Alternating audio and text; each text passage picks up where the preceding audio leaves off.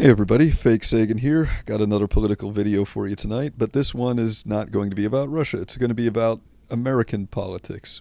One really obnoxious thing that I've been dealing with in my comment sections ever since I announced my conversion to Christianity is that every time I make a video of a political nature, I get these armchair psychologists claiming that every political viewpoint I espouse has something to do with my Christianity, despite the fact that my political viewpoint hasn't changed a whit in the past 5 years or so. It's remained entirely consistent.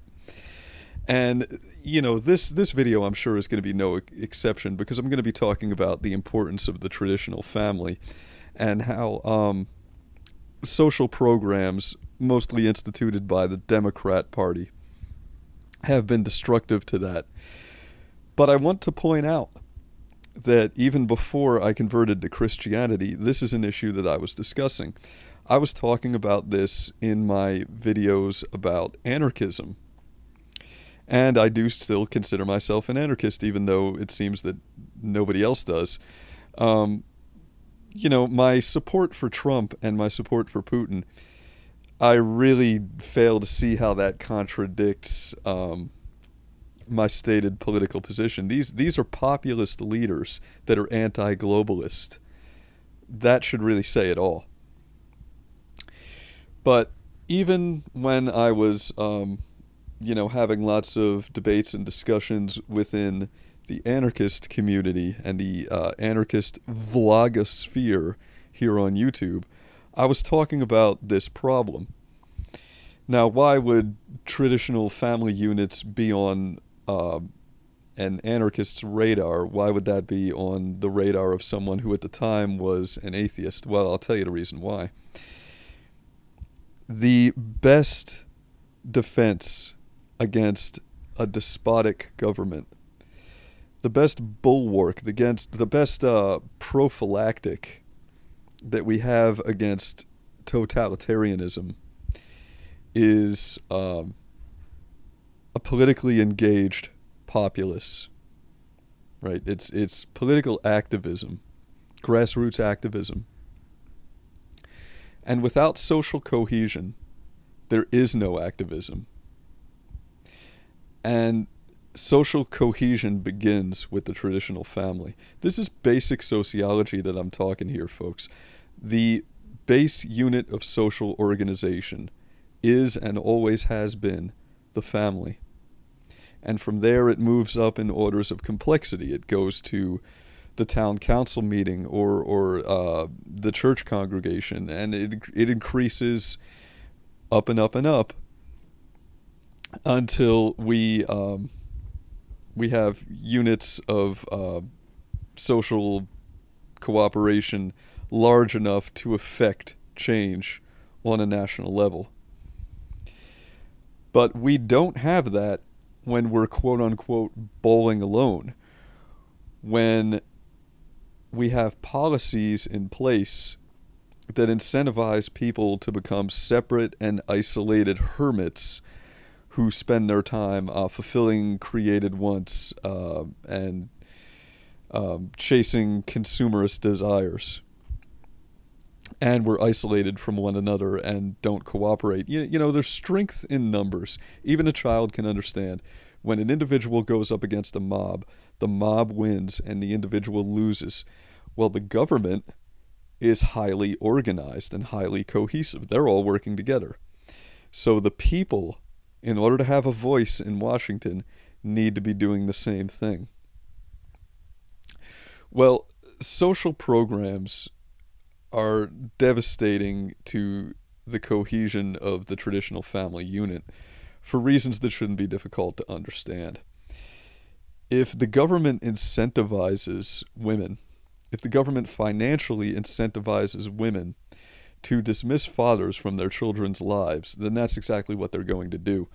If the government offers free housing through Section 8, the government offers money through welfare programs, earned income tax credits, and family courts that are more than willing to award child support payments to single mothers, then what financial incentive do women have to keep a man in their child's life? Right? Because the state is filling that role. The state becomes the father. The state is the one who's paying the rent. The state is the one who's putting food on the table. And the state, through public education, is the one educating children, rearing the children. And that's no longer the role of a father. And, what we end up with is the all too American phenomenon of the strong woman who don't need no man, and marches on Washington with placards reading, "Our pussies are for pleasure." Well, this has had dire consequences, and we've only seen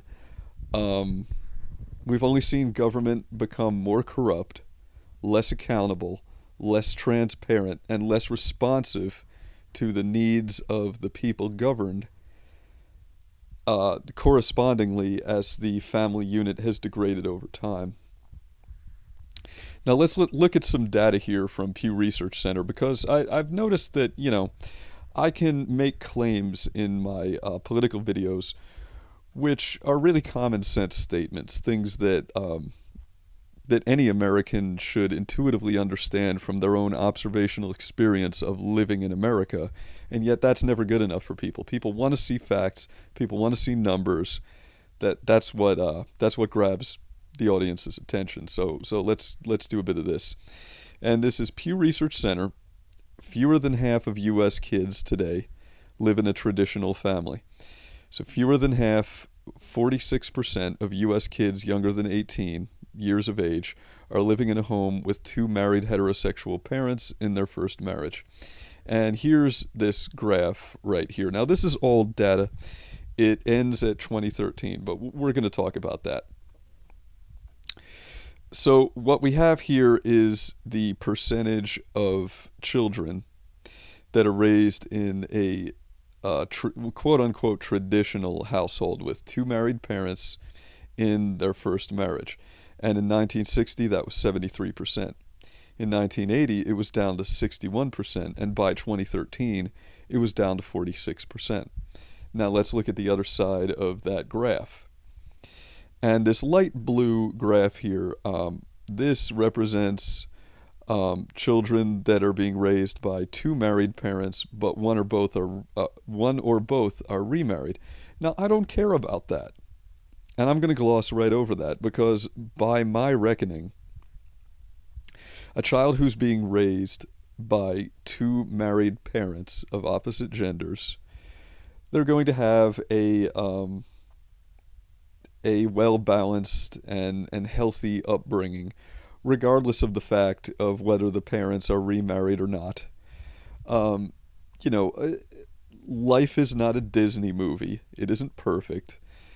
I certainly don't expect that every marriage is going to last forever, and the first marriage is going to be true love for all of eternity. Now, obviously, speaking as a Christian, I think that people should attempt to make marriages work, but that's my hang-up. And when I make these political videos, I'm not speaking as a Christian, I'm speaking as an American. Because I'm not a theocrat. I believe in secular government. But this is the graph that we're going to concern ourselves with, this darker blue graph here, which is the number of children being raised by a single parent. And I want to point something out. Let's look at the little icons that Pew Research Center uses to represent the parents and children here. So the father here is represented by a straight up and down stick figure. And then you've got the child, obviously that's the small one. And then you've got the mother, which is a stick figure with a dress. Well, look at the icons representing the single parent graph here. This is the child clearly, and you'll notice that the stick figure representing the parent has a dress. So clearly Pew Research is telling us here that they know the score. which is that family courts are vastly more likely to award custody to women than men. And when we say single parent, that's really code for single mother, because that's the vast majority of single parents are single mothers. So let's discuss this single parent statistic, and let's call it what it really is, the single mother statistic. In 1960, the percentage of U.S. children being raised by single mothers was 9%. By 1980, it had increased to 19%, and by 2013, it was up to 34%. Now, like I said, this is old data. They stopped collecting at 2013, but I can tell you that that percentage has increased since then. By the last count that I saw, it was up to 40%, but that itself was old data. I believe that was from 2015. So I have to assume that today in 2017, the number is even higher. But I'm not sure if we have data on that or not. But now what I want to talk about is the African American community and how they really are the canary in the coal mine for the destructive influence and the social cost that comes along with these largely Democrat-instituted social programs which incentivize single parenthood. Because I went ahead and checked the statistic for 2013 to remain consistent, since that is where this Pew Research data ends. And in 2013, the number of African American children who were being raised by a single mother was 73%. 73 fucking percent. So this 34% for 2013 was across the board. This was America as a whole, across every racial demographic. But for African Americans specifically in 2013, the number of children being raised by a single mother was 73%. So we can see how these social programs are absolutely decimating the African American community. And what is the explanation for this disparity? Why would this be? Well, I'll put it in simple terms. There's more poverty in the African American community than there is among white Americans. And the reason why that has an effect on this single parenthood statistic is simple to understand if you think about it. A woman is a somewhat rational being, just like a man. They're going to act out of a motivation of self-interest. Now, if a man is a high earner and he's a breadwinner, he's making a good paycheck, then these social welfare programs cannot compete with his paycheck. So if a woman considers, oh, well, should I kick this guy out of the house and take his kid? Well, maybe that's not in my best interest, because maybe the Section 8 apartment that I'm going to live in isn't as nice as the McMansion that his job is paying for. And maybe the money I would get from welfare and the earned income tax credit isn't as much as the bread that this guy is winning and what he's putting on the table. So when the state competes with a father who is a high-income earner, the state loses that equation. However, in the African American community, where incomes are lower, the state wins. And when a woman has to choose between the state raising the child, and essentially the state being the father, or keeping the biological father in the child's life, the state will be the one that wins the woman's loyalty, and the father can't compete against what Uncle Sam is offering. Now, one of the more controversial decisions that Donald Trump has made is his tax plan, where he's planning to eliminate Section 8 for single mothers and remove the earned income tax credit.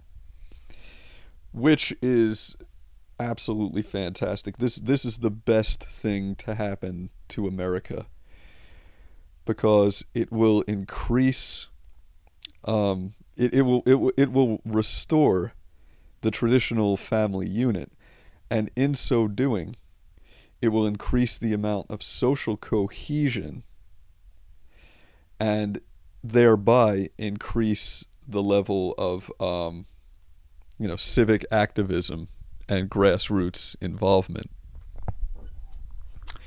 which increases the health of our democracy and makes us all more free.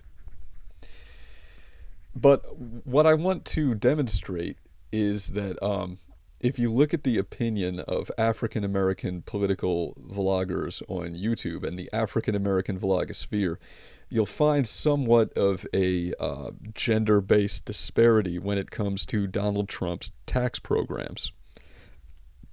You'll find that African American females, by and large, are not big Donald Trump fans, whereas African American males are. Let's look at the League of Dads Talk Radio in this video entitled "Black Women with Trump Haters Fear Their Prejudice Pass is Getting Revoked." And let's take a brief listen to this.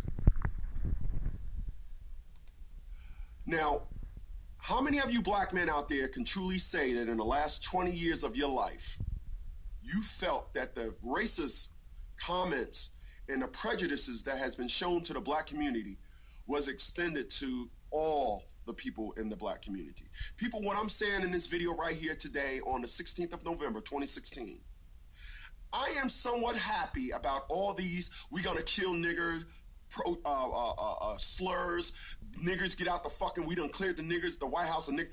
I have some type of happiness about this, and I'm going to be honest, because our black women felt as though and knew that every time there was some racism thrown at black people, they were exempt. They knew that when it came to killing fucking black people, they were exempt. They knew that when it came to them getting public housing and losing their fucking job, they were going to be all right. And they actually left us out high and dry. Now I'm seeing a racist America come back and say, niggers, get out. And our black women are saying, me too? You just don't want to kill the men no more? Wait a minute. Are you still going to give me Section 8? Are you still going to give me welfare? You mean you're going to cut taxes and eliminate earned income tax credit? So I'm not going to get $6,000 for my 2 kids that I boxed the father out of their lives? David Banner said it best. And here's what he said. There you go. David Banner, Trump wins is the best thing to happen to black people. And his perspective was a little different. But anytime someone talks about Trump winning the White House and it's being the best thing towards black people, that's a conscious black person. That's not a black person that just want to sit down here and just talk about things. That's a person that says we as black people are fucked up and we need to start working on ourselves from within. Stop allowing all this government bullshit into our fucking community. Our black women has allowed the government and all the crap into our families, and we need to get back on track. All right, and there you have it. Now let's look elsewhere in the African American YouTube vlogosphere. And this is Jada Black. And the title of the video is "Miserable Single Mother Says Donald Trump Ruined Her Dating Life." What's going on? This is Jada Black. I'm back with another video. I came across this article and I couldn't really understand it. That this woman, I don't know if she works for the Washington Post, but I'm assuming that she does. And she's a contributor. And she's writing about how Donald Trump's election stole her desire to find a partner. It basically ruined her dating life. Now, looking at this, And reading through this, it looked to me like she was a single mother of 2 children. She was going on multiple dates with men 5 years younger than her. And what would happen was she will date a guy for a couple of weeks and he would tell her, I'm not ready for a long-term relationship. She said this happened a couple of times with her, which lets me know that she's dating men who just want to sleep with her. So we know that this woman could be fairly attractive. But she has 2 children, right? Now, she's a Hillary Clinton supporter, okay? She talked about how, when Donald Trump became president, how she just felt this anxious feeling of hopelessness. Her children felt the hopelessness. One of her children came up to her and said, I thought you said Hillary was going to win, which I thought was fun. I thought that was comical. I do too. Are feminists by circumstances. I believe that women like this, reading this article, I could tell this woman has been lonely for a long time. She's only been with unavailable men. The father of her children was probably an unavailable man. And she talked about how lonely she is. She went on 6 dates in a week. She dated a guy for 2 weeks and then he called her and told her that he didn't want to be with her anymore. This is her life. So I can see why she supports Hillary Clinton. Because women make dumb choices in men and they get upset at men. They become haters of men when they're the ones making the poor choices. You have this woman who are dating men 5 years younger than her. Okay? But all of a sudden, when those men say they don't want a relationship with her, they just want to sleep with her, now all of a sudden she wants a man who's her equal. She wants a man who can be leader of the household. And this woman admits in the article that she's never had that. She's never had a man lead the family household. She never had that. Which is what a lot of these women do, especially in the black community. You have a lot of these black women who've never had a father in the home, so they date men and they think they know what masculinity is. They think they know a real man is, and what they realize is that they were the real beta. A man who's just using them. And this woman is being used by men. And now wants to write this article about how because Donald Trump won, it's ruined her dating life completely. She feels hopelessness. She feels like there's no hope. She's not optimistic. You can't choose a good man. So how are you going to be optimistic? Mm-hmm. Men who are available, as you said. You're choosing unavailable men 5 years younger than you. Testify. See that you are a single mother of 2 children. They don't want to be those kids' father. If they don't have children themselves, they're not looking to be someone's father, and you should know this. But some of these women are delusional, man. I don't have anything against single mothers, especially women who were in relationships with their kids' fathers, married to their kids' fathers, they divorced or they broke up, now they're single mothers. I have no issue with them. I have an issue with women who have multiple children out of wedlock and then expect another man to want to come in and take care of them. It don't work like that. You see, society has made holding women accountable sexist. Preacher, brother. No. This woman admits in this article she doesn't know what a real man is. She does not know what a masculine male who's running a household looks like. She doesn't know what it's like. She thinks she knows what it's like, but she doesn't. This is why she's dating men for 2 weeks and they're because America has forgotten what that looks like.